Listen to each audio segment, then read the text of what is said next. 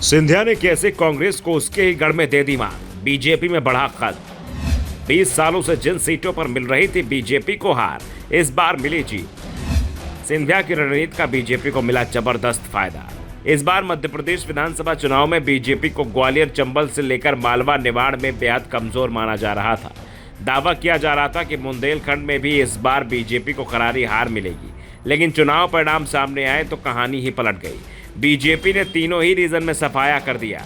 खासतौर पर ग्वालियर, चंबल और बुंदेलखंड में तो बीजेपी की सफलता पर पार्टी के नेताओं को ही भरोसा नहीं हो रहा है, क्योंकि पार्टी हाईकमान तक यहां खुद को पिछड़ता मानकर चल रही थी। लेकिन चुनाव के परिणामों ने पूरी कहानी ही पलट दी।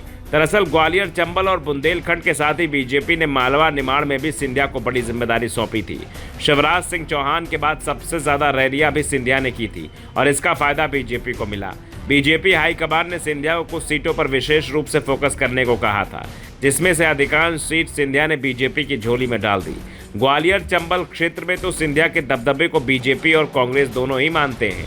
यहाँ कुल सीटों की संख्या 34 है। 2018 में जब चुनाव हुए तब सिंधिया कांग्रेस में थे, तो यहाँ बीजेपी को सिर्फ 7 ही सीटें मिल सकी थी, जो 2023 में बढ़कर 18 हो गई। इनमें ऐसी कई सीटें शामिल हैं जो पहले बीजेपी ने गंवा दी थी। कहा जा रहा है कि पहले अनुमान थे कि इस क्षेत्र में भाजपा दहाई का आंकड़ा भी नहीं छू सकेगी, लेकिन पार्टी को उम्मीद से दोगुना मिल गया। इस रीजन की एक सीट है भितरवार। भितरवार ग्वालियर के ग्रामीण हिस्से को जोड़कर बनाई गई है, जहां बीजेपी 20 सालों से लगातार चुनाव हार रही थी। यानी जब बीजेपी के पक्ष में जबरदस्त लहर थी, उस दौरान भी यहां पार्टी का उम्मीदवार लगातार हार रहा था। लेकिन इस बार भितरवार सीट जिताने की जिम्मेदारी बीजेपी ने सिंधिया को दी और टिकट भी सिंधिया के समर्थक मोहन सिंह राठौर को दिया गया। मोहन सिंह राठौर ने 4 बार के कांग्रेस विधायक लाखन सिंह यादव को 22,354 के बड़े अंतर से हरा दिया। सिंधिया ने राज्य में 13 दिनों में ही करीब 80 रैलियां की थी।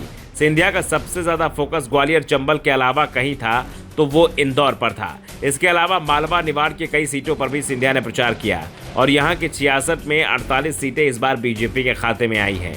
इंदौर की तो सभी 9 सीटों पर बीजेपी का ही कब्जा हो गया। वैसे सिंधिया ने इस जीत का श्रेय खुद लेने से इनकार करते हुए इसे प्रधानमंत्री मोदी की लोकप्रियता और उनकी गारंटियों की जीत करार दिया है। तो एमपी सरकार की योजनाओं को जीत के पीछे भी बड़ा कारण माना जा रहा है। वैसे कहा जा रहा है कि सिंधिया सीएम पद की दौड़ में भी हैं, लेकिन उन्होंने इससे इनकार कर दिया है। चुनाव में सिंधिया समर्थक करीब 22 लोगों को बीजेपी ने टिकट दिया था, जिसमें से 14 जीतने में कामयाब रहे हैं। सबसे बड़ी बात तो ये कि सिंधिया समर्थकों को उन सीटों पर उतारा गया था जो सीट 2018 में बीजेपी हार गई थी। सबसे ज्यादा चौंकाने वाला परिणाम तो गुना की चचौड़ा सीट पर आया। यहाँ कांग्रेस की ओर से दिग्विजय सिंह के भाई लक्ष्मण सिंह चुनाव मैदान में थे, उनकी जीत तय मानी जा रही थी। बीजेपी ने इस सीट पर पार्टी को जिताने के कमान सिंधिया को सौंपी और सिंधिया की रणनीति से लक्ष्मण सिंह 60,000 से ज्यादा वोटों से हार गए। तो दूसरी ओर राघवगढ़ से दिग्विजय सिंह के बेटे जयवर्धन सिंह मुश्किल से 4500 वोटों से जीतने में कामयाब हो पाए।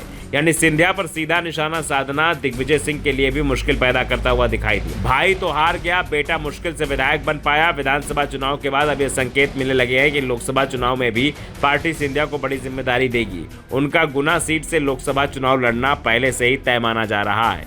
Bureau report, the Dhakad news.